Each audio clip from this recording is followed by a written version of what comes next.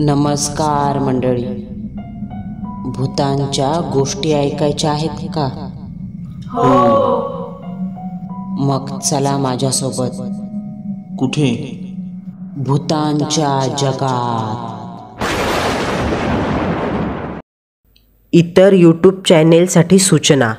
आपल्या भूतांच्या जगात या चॅनेलवर प्रकाशित होणाऱ्या सत्य अनुभवांचे कॉपीराईट चॅनेलकडे असून कोणत्याही हिंदी अथवा मराठी चॅनलने विना परवानगी येथील सत्य अनुभव त्यांच्या चॅनेलवर प्रकाशित करू नये.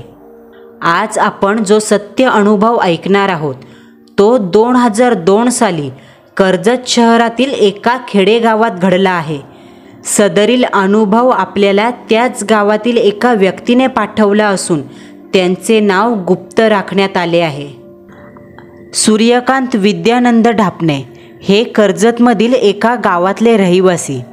त्यांचं कर्जत शहरामध्ये हार फुलांचं एक दुकान होतं. त्यांच्या परिवारात बायको विमलाबाई या गृहिणी होत्या. विमलाबाई आणि सूर्यकांतराव यांना एकुलता एक मुलगा होता. त्याचं नाव गिरीश. कॉलेजचं शिक्षण संपवून तो सध्या तरी घरीच होता. कधी नाही म्हणायला वडिलांच्या दुकानात जाऊन त्यांना हार बनवायला मदत करायचा. तर कधी सूर्यकांतरावांना दुकानात जायला जमलं नाही तर त्यांच्याऐवजी त्या दिवशी दुकानात बसायचा.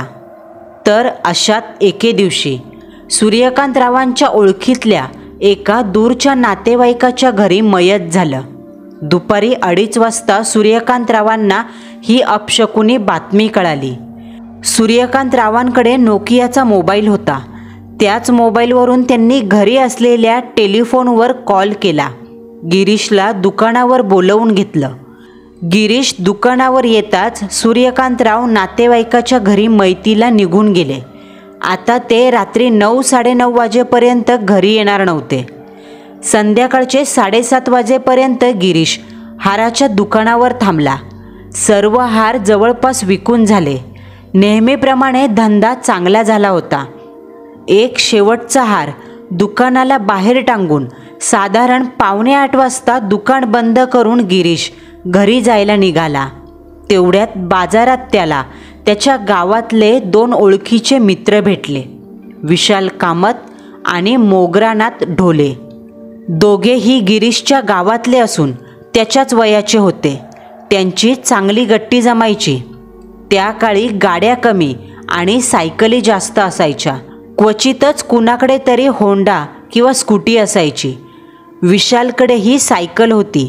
गिरीशच्या समोर विशाल सायकल घेऊन उभा होता आणि त्याच्या मागच्या सीटवर मोगरानाथ उर्फ मोगरा बसला होता. गिऱ्या, तू इथं काय करतोयस? विशालने ओळखीचं हसत विचारलं. अरे विशाल, दुकानावर थांबलो होतो. आता दुकान बंद करून घरीच निघालोय, गिरीशने आपल्या मित्रांना सांगितलं. का रे, आज काका नाही आले? मोगराने विचारलं. मोगराच्या या वाक्यावर गिरीशने वडिलांनी घरी कॉल करून नातेवाईकाच्या मैतीला जायचंय म्हणून दुकानावर बोलवलं होतं हे थोडक्यात सांगितलं. सगळं ऐकून झाल्यावर विशाल म्हणाला, बरं ठीक आहे, चल गिऱ्या, आम्ही पण घरीच चाललोय. जाताना तुला पण सोडतो. गिरीशने होकार भरला आणि खुशीत मोगराच्या मागे येऊन बसला का असं म्हणत खात्री करत विशालने हलकेच पायंडल मारायला सुरुवात केली. समोरून येणाऱ्या माणसांना दुकानांना मागे टाकत साधारण 20 मिनिटाने सायकलने बाजार मागे टाकला. आता सायकल एका ओबडधोबड डांबरी रस्त्यावरून धावत होती. काळ्या गढूळ आकाशात दुधाळ कवड्यांचा चंद्र उगवला होता. त्या विशाल आकाशातल्या चंद्राकडे पाहून असं वाटत होतं का एक डोळा असलेला राक्षस जणू आकाशातून पृथ्वीकडे टक लावून पाहतोय. त्याच्या त्या पांढऱ्या दुधाळ नजरेने अंधाराला उजळून टाकलंय. त्याच अंधारात रस्त्याच्या बाजूला असणाऱ्या झाडाझुडपांना एक अवदशी आकार प्राप्त झाला होता. ती झाडं जणू जिवंत असल्यासारखी वाटत होती. विशाल, तुम्ही दोघे कुठे गेला होतात? गिरीशने विचारलं. त्यावर स्पष्टीकरण देत विशाल म्हणाला, अरे आम्ही लाईटच्या ऑफिसमध्ये गेलो होतो.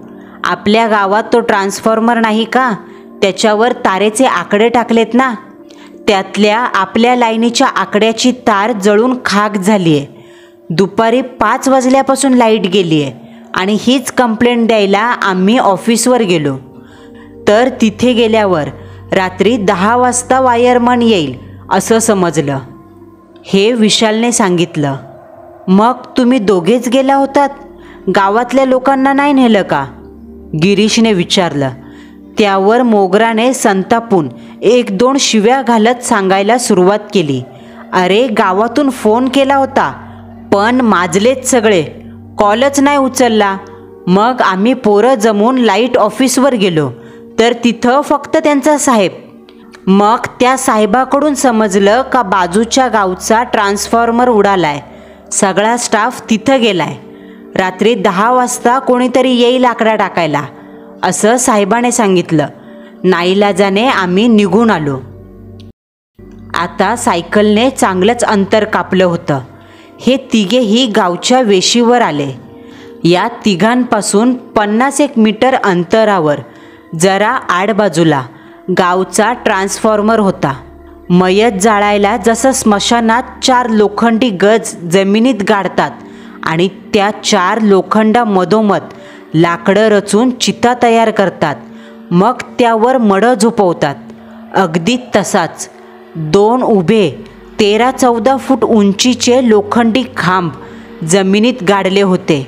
ऊन वारा पाऊस सगळ्या ऋतूंचा मारा खाऊन त्या लोखंडाला गंज लागला होता आणि त्याच्या मधोमध 2 आडवे लोखंड बसवले होते. त्या लोखंडामधोमध ट्रान्सफॉर्मर बसवला होता आणि त्याच्यावर लाईटचे दिवे होते आणि लोखंडी खांबाखाली ती चॉकलेटी रंगाची गंज लागलेली पेटी होती.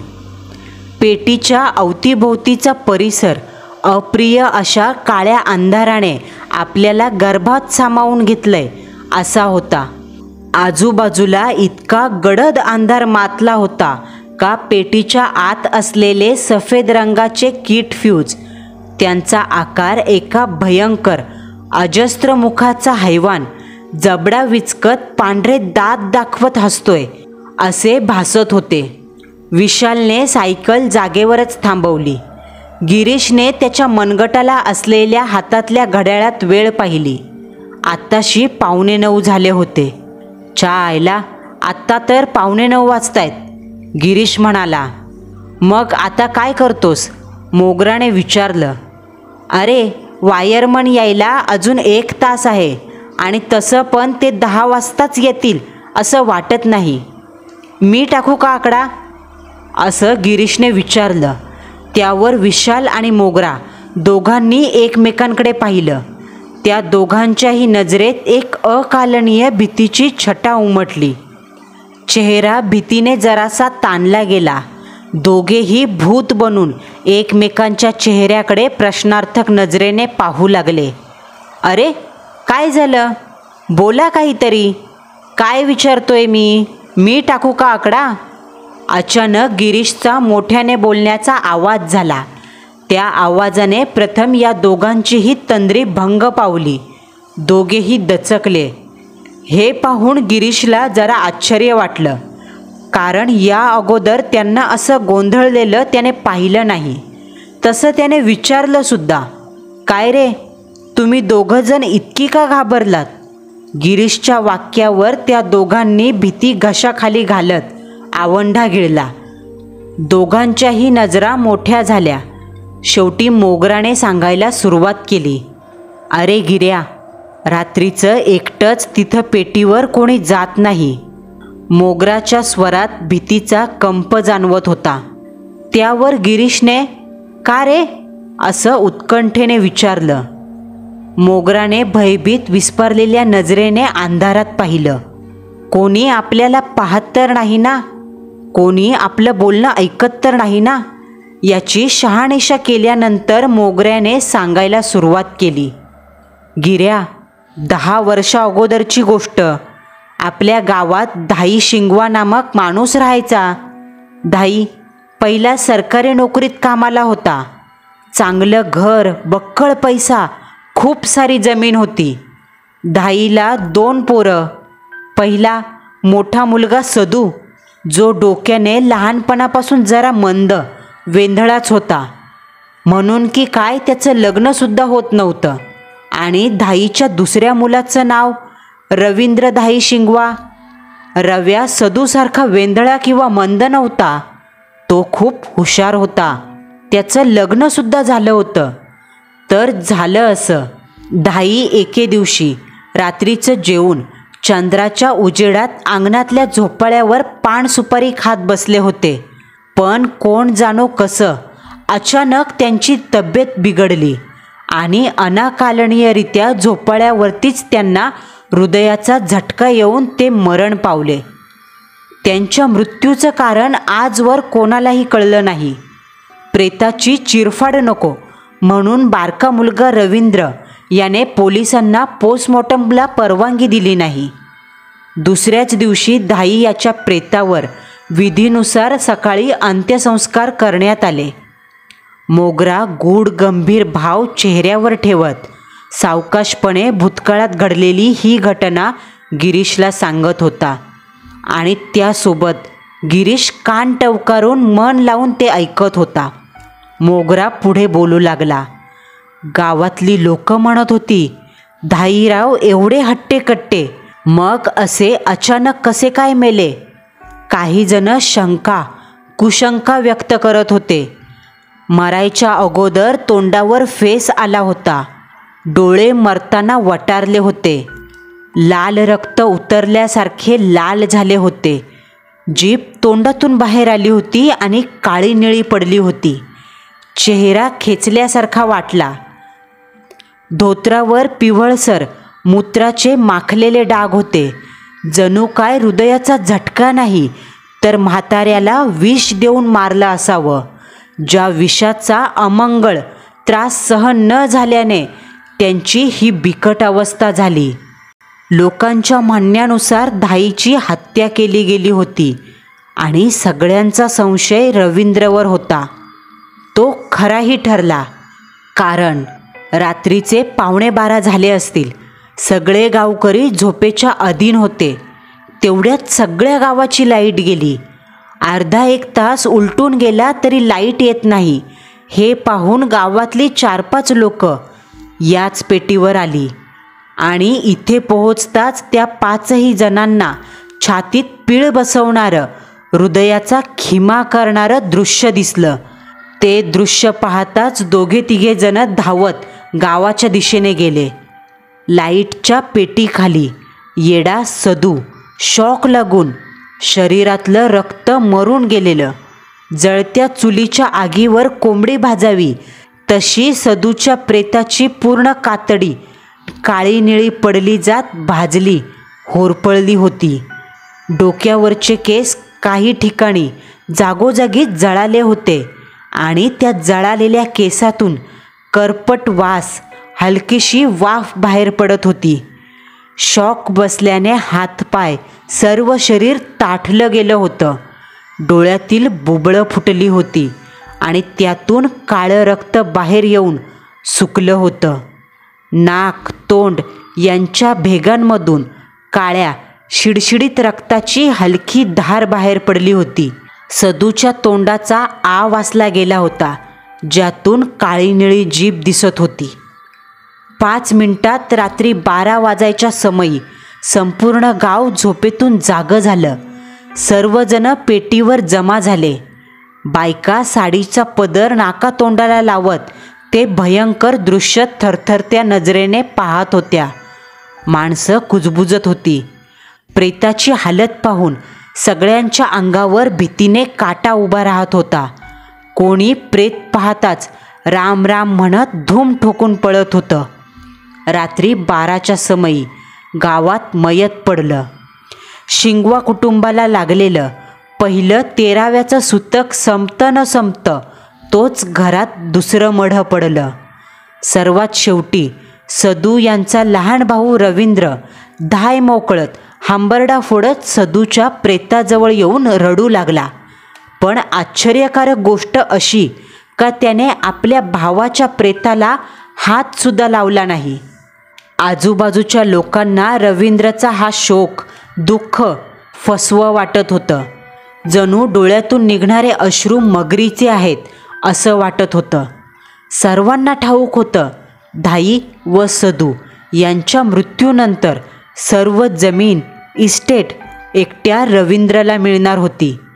अखेरीस 5-6 गावकऱ्यांनी मिळून सदूचं प्रेत चादरीत गुंडाळलं आणि धाई यांच्या वाड्यावर आणलं. दुसऱ्या दिवशी सदूवरही अंतिम संस्कार पार पडले. 13 दिवसानंतर सदू आणि धाई दोन्ही बापलेकांचं 13वं रवींद्रच्या हातून पार पडलं. गावकरी सांगतात, धाईच्या पिंडाला जरी कावळा शिवला तरी येड्या सदूचा मात्र पिंड कावळा शिवत नव्हता. पिंड खायला जसा कावळा पुढं यायचा तसं कोणीतरी त्याला हुसकावून लावल्यासारखं तो कावळा मागे उडून जायचा. डोळ्यांना जरी पिंडाभोवती कोणी दिसत नसलं तरी एक अशुभ अस्तित्वाची चाहूल जाणवत होती. आपल्या हिंदू धर्मात असं म्हटलं सुद्धा जातं, पिंडाला कावळा शिवला नाही तर आत्मा मुक्तिप्रस्थानाकडे जात नसतो. तो मृत जागेवर, मरण आलेल्या ठिकाणी भटकत असतो. आणि ते खरं होतं. रात्रीच्या वेळेस दर महिन्याच्या अमावास्येला, पौर्णिमेला जो कोणी वाटसरू पेटीच्या रस्त्यावरून चालत जायचा त्याला एक काळी सावली ट्रान्सफॉर्मरवर दोन्ही पाय खाली सोडून बसलेली दिसायची. वाटसरू त्या काळ्या सावलीला पाहून जागीच थांबायचा. त्या काळ्या सावलीचे हलणारे पाय लगेच जागेवर थांबायचे आणि त्या सावलीच्या डोक्याच्या जागी 2 निळसर रंगाची बुबळं चमकायची. त्यावेळी चौकोनी पेटीच्या आत असलेल्या फ्यूजमधल्या तारा विस्तवासारख्या तापल्या जात फट फट करत ठिणग्या उडवायच्या आणि त्या ठिणग्यांच्या प्रकाशात काही जणांनी येड्या सदूचं प्रेत पेटीभोवती उभं राहिलेलं पाहिलंय. त्याच्या डोक्यापासून खालच्या पायापर्यंतचा भाग तंदुरी झालेल्या कोंबडीसारखा दिसायचा. डोळ्यांच्या जागी बुबळं फुटलेली दिसायची आणि त्यातून काळशार रक्त थेंब थेंब करत झिरपत असायचं. जबडा विचकत, पांढरे दात दाखवत येडा सदू समोरच्या माणसाकडे पाहून हसायचा. नाकातोंडात केस, मांस जळाल्याचा विचित्र वास जायचा. मोगराने ही सर्व हकीकत सांगितली आणि गिरीशकडे पाहत म्हणाला, सदूचा आत्मा अजून पण अमावस्या, पौर्णिमेला पेटीवर दिसतोय, म्हणूनच रात्री तिथं कोणी जात नाही. हे ऐकून काही वेळ तिघांमध्ये शांतता पसरली. कोणीच कोणाशी काही बोललं नाही. तोच गिरीश खी करत खांदे हलवत हसू लागला. त्याने सदूचं प्रकरण मस्करीवर नेलं. त्याचा या गोष्टीवर कदापि विश्वास नव्हता. उलट गिरीशने विशाल आणि मोगरा आपल्या दोन्ही मित्रांची टिंगलटवाळी करायला सुरुवात केली. दोघांनाही चिडवू लागला. गिरीशच्या चिडवण्याने या दोघांचाही स्वाभिमान डिचवला गेला. दोघांनाही कमालीचा राग आला आणि त्यातूनच नको ते घडलं. गिऱ्या, लेका, तुझ्यात एवढी हिंमत आहे ना? मग जा एकटाच आणि आकडा टाकून ये. तिथं पेटीजवळच पक्कड आणि तारा दोन्ही आहेत. विशाल जरा रागातच म्हणाला. त्यावर गिऱ्या म्हणाला, आकडा टाकला तर काय देशील बोल. विशालने लगेच 100ची नोट बाहेर काढली आणि 100 रुपयांची पैज लावली. त्या काळी 100 रुपये म्हणजे 1000च्या बरोबरच. 100 रुपये भेटतायत, मग मागे का हटायचं, असं म्हणत गिरीशने हातातल्या घड्याळात वेळ पाहिली. 9:15 झाले होते. थांबा, आलोच आकडा टाकून, असं म्हणून त्याने गिरीशकडची बॅटरी घेतली आणि त्या दोघांनाही मागे टाकत ट्रान्सफॉर्मर जवळ असलेल्या पेटीच्या दिशेने तो चालत आला. तिथे पोहोचताच त्याने हातात असलेल्या विजेरीचा पिवळसर प्रकाश पुढे टाकला. विजेरीच्या प्रकाशात पेटीतले 4ही फ्यूज दिसत होते. फ्यूजच्या खाली पेटीच्या पत्र्यावर 2 तारा आणि बाजूला लाल प्लॅस्टिकची कवर घातलेली पक्कड दिसत होती. गिरीशने जरा बॅटरी जवळ धरली, पण तिची पॉवर कमी झाल्याने प्रकाश अगदी मंदावला. उजेड कमी असल्याने त्या पेटीजवळ मंद अशा अंधारात गिरीश एकटाच उभा दिसत होता. सध्या तरी त्याच्या मनात कुठलीही भीती नव्हती, पण आता मोगऱ्याने सांगितलेली सदूची हकीकत हळूहळू मनात चाळा करू लागली. डोक्यात ते विचारचक्र घुमू लागले आणि कल्पनेमार्फत डोळ्यासमोर सदूच्या प्रेताचं हुबेहूब वर्णन जे मोगऱ्याने केलं होतं तेच भयावह रूप समोर साकार होताना दिसू लागलं. मनातल्या मनात भीती आता मान वर काढू लागली. गिरीशने पेटीजवळ ठेवलेली पक्कड हातात घेतली. दुसऱ्या हातात असलेली उजेडाची बॅटरी पेटीच्या खालच्या पत्र्यावर अशी उभी ठेवली का चारही फ्यूज नजरेस पडतील. गिरीशने आता दुसऱ्या हातात तार उचलून घेतली. माहीत नाही का, पण त्याचे दोन्ही हात थरथर कापत होते. गिरीशने तारेचं वरचं टोक जरा वाकवलं आणि मग तेच टोक पक्कडमध्ये धरलं. हळूच फ्यूजच्या वरच्या टोकाला जोडलं आणि खालच्या तारेचं टोक वाकवून फ्यूजच्या खालच्या भागाला जोडलं. तारेची दोन्ही टोकं जशी फ्यूजला जोडली गेली तसा चर चर असा शॉर्ट सर्किटसारखा आवाज झाला. पिवळ्या रंगाच्या गडद ठिणग्या उडाल्या. 5 सेकंदाकरता पेटीच्या आजूबाजूचा परिसर अगदी पिवळ्या प्रकाशाने उजळून निघाला.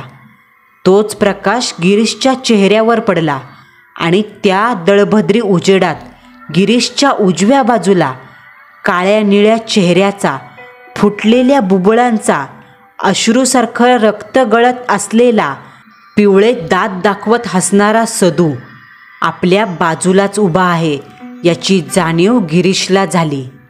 गरकन वळून गिरीशने उजव्या बाजूला पाहिलं, पण ती जागा रिकामी होती. सदूचं ध्यान तिथे नव्हतंच, पण क्षणाक्षणाला गिरीशला एका अनोळखी उपस्थितीची जाणीव होत होती. गिरीशने फ्यूजमध्ये आकडा टाकला. गावातली लाईट आली. दूर पाहता गावातल्या घरातल्या लाईट पेटलेल्या दिसल्या. गिरीशने पेटीकडे पाहिलं. फ्यूजमध्ये अडकवलेली तार विस्तवासारखी तापली.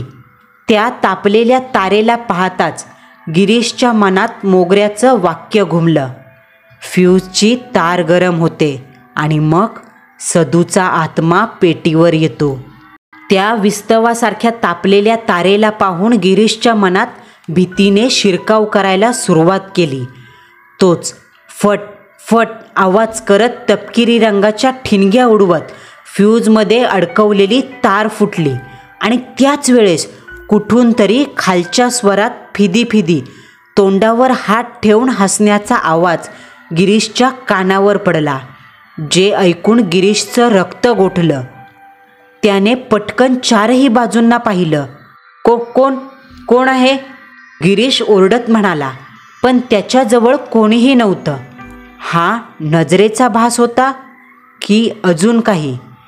गिरीशने पेटीवर ठेवलेली बॅटरी उचलली. एक वेळ चारही बाजूंना मारून पाहिली, पण त्या उजेडातही कोणी दिसलं नाही. तोच गिरीशला जाणवलं, कोणीतरी आपल्या खांद्याजवळ पाठीला पाठ टेकवून उभा आहे. खांद्यावरून डोकावून पुढं पाहतंय. मागे जे काही उभं आहे त्याचे थंडगार श्वास मानेवर जाणवत आहेत. गिरीशने थरथरत्या हातांनी पेटी खाली ठेवलेली दुसरी तार उचलली. आजूबाजूला पाहत ती पक्कडमध्ये टाकत जोरात पिळली. आई ग! गिरीश विवळला. ध्यानीमनी नसताना त्याने चुकून पकडीमध्ये आपली करंगळी ठेवली होती आणि तीच दाबली. करंगळीचं नख तुटलं, जखम झाली आणि लाल रंगाचं गरम गरम रक्त बाहेर पडत थेंब थेंब करत जमिनीवर पडलं. खाली थेंब थेंब पडणारं रक्त जमिनीच्या आत मुरू लागलं. या घटनेने काहीतरी अघोरी क्रिया घडली. गिरीशच्या डोळ्यासमोर 5 सेकंदाकरता अंधारी आली. सर्व शरीर अगदी प्रेतासारखं थंड पडलं. पाठीवर एक थंडगार अनोळखी हवेचा झोत वेगानं येऊन आदळला. जणू अप्रिय काहीतरी गिरीशच्या रक्ताच्या वासानं आत घुसलं. कसं तरी वेदनेवर ताबा ठेवत गिरीशने पक्कडमार्फत फ्यूजमध्ये तार अडकवली.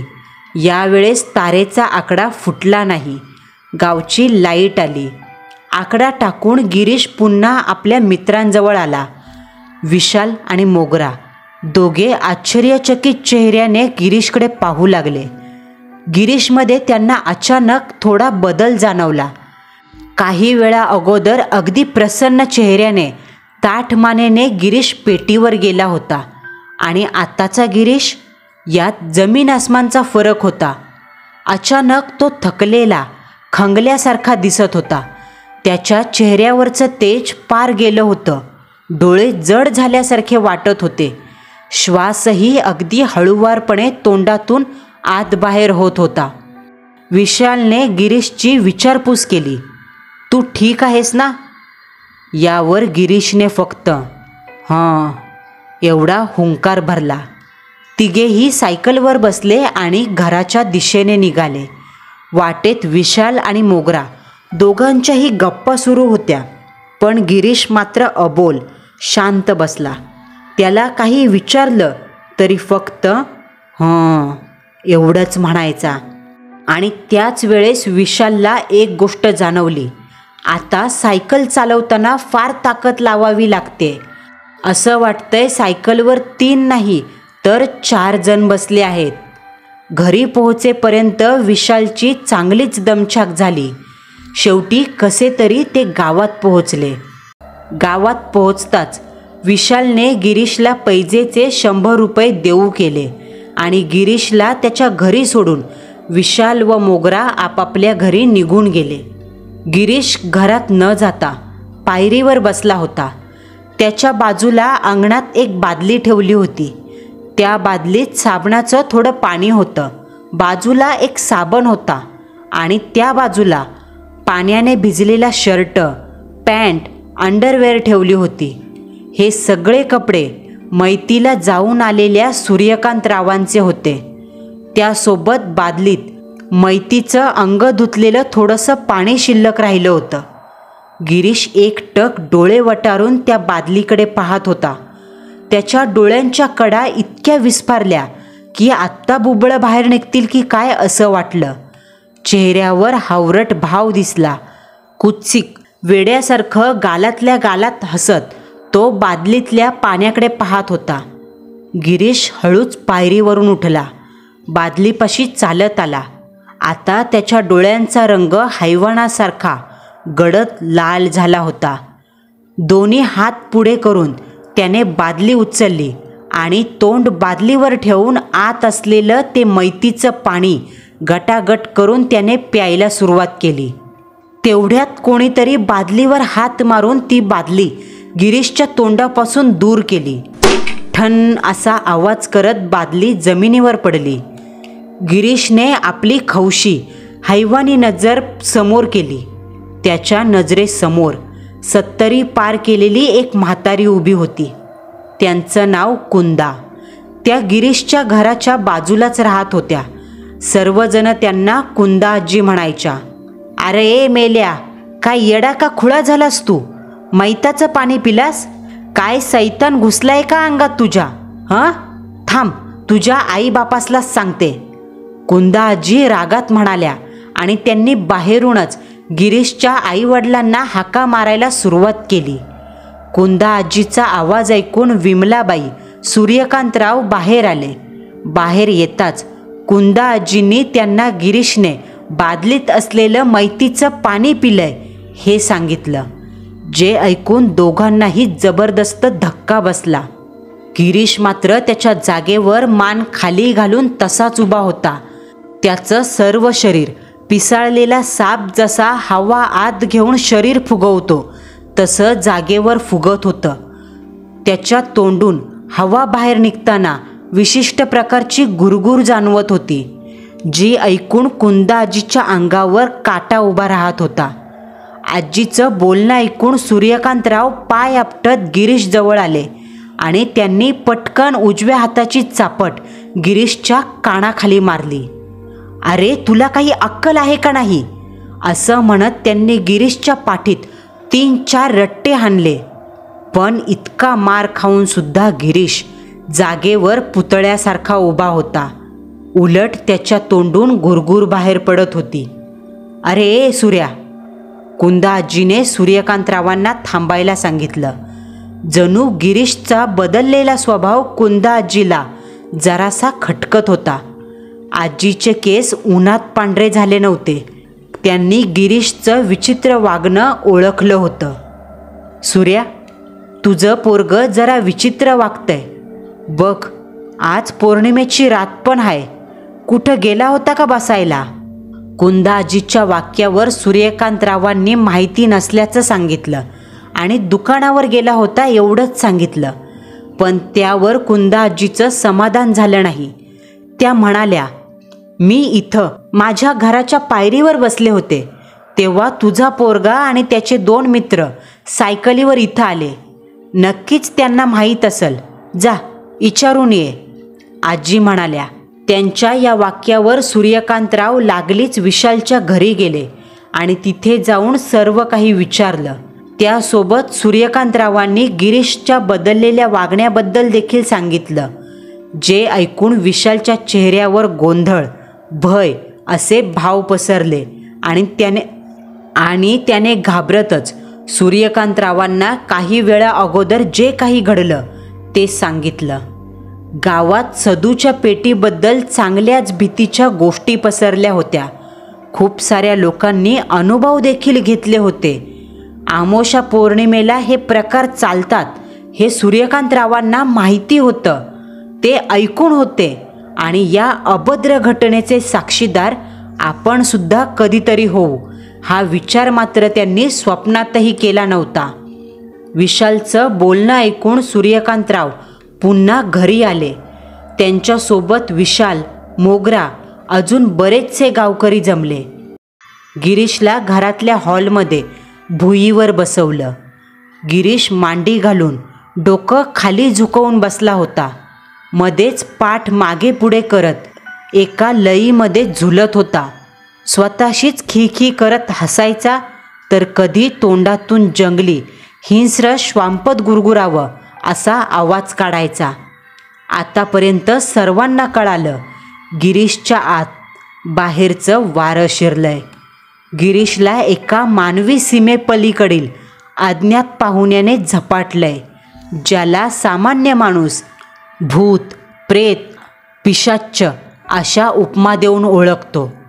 सूर्यकांतरावांनी कुंदा आजींना विशालकडून ऐकलेली हकीकत सांगितली, ज्यावर कुंदा आजीच्या चेहऱ्यावर चिंतेची छटा आली.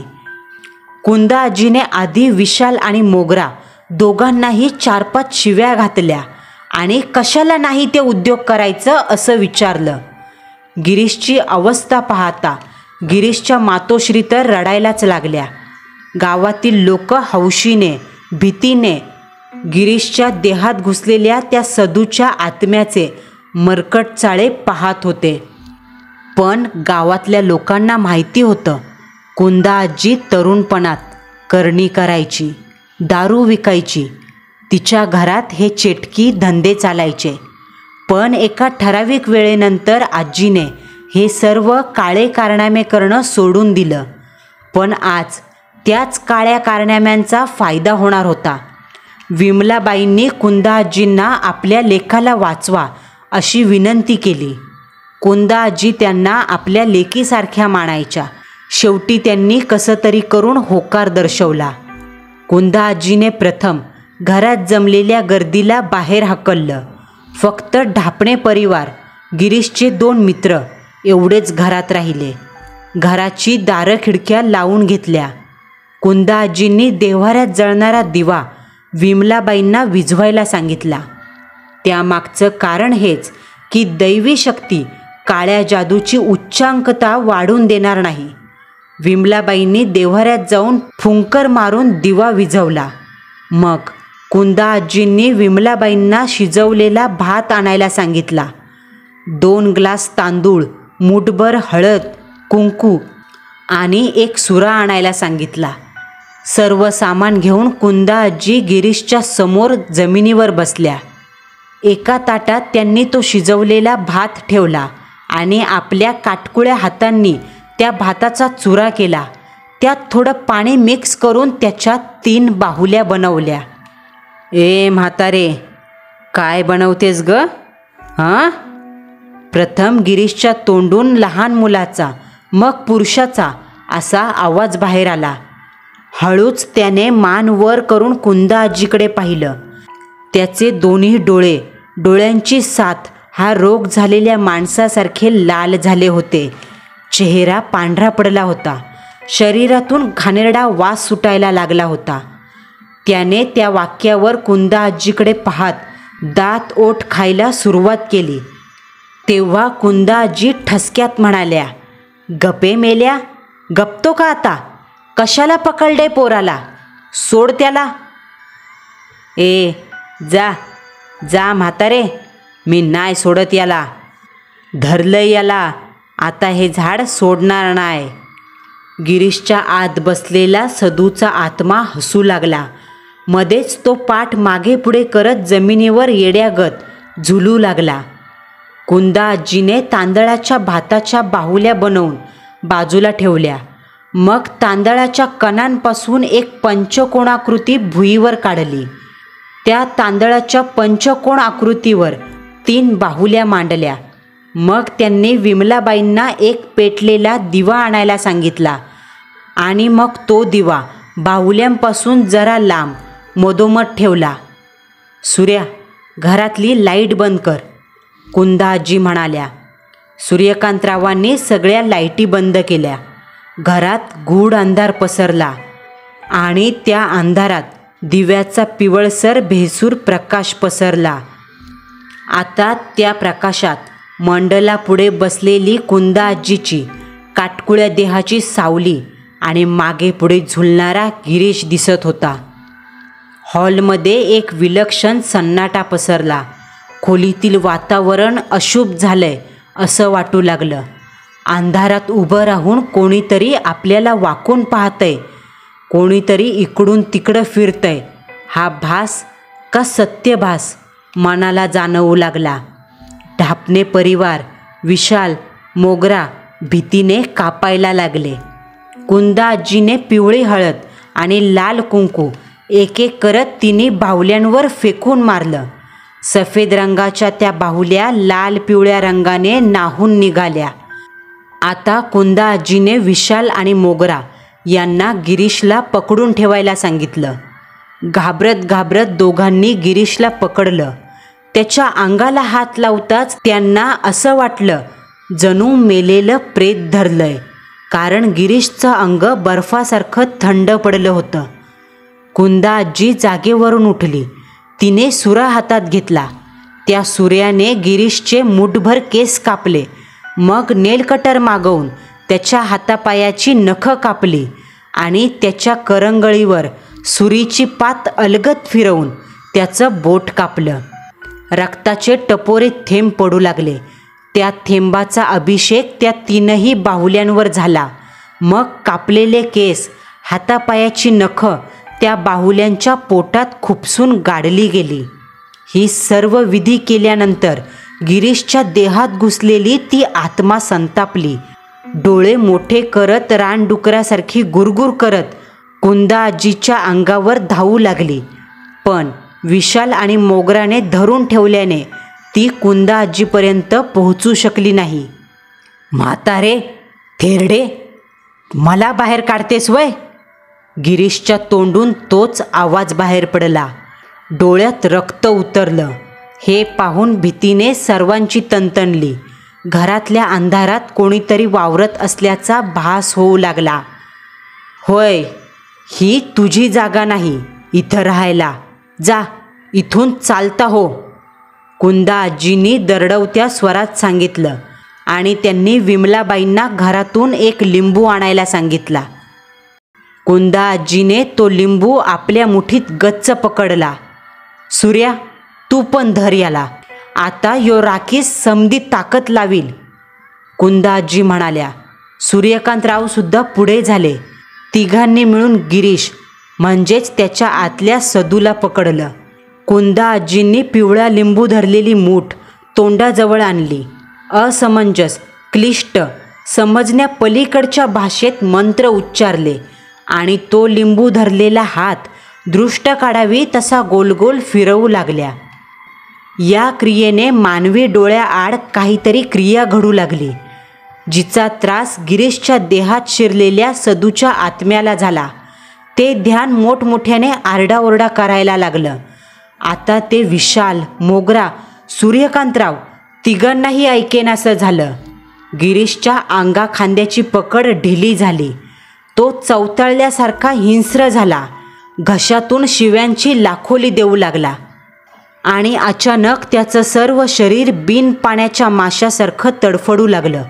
तोंडातून सफेद रंगाचा फेस बाहेर आला आणि तो बेशुद्ध झाला. सर्व शरीराचा आवेग ओसरला. कुंदा आजीने हातातल्या मुठीकडे पाहिलं. हळूच मूठ उघडली. काही वेळा अगोदरचं पिवळं लिंबू आता काळं झालं होतं.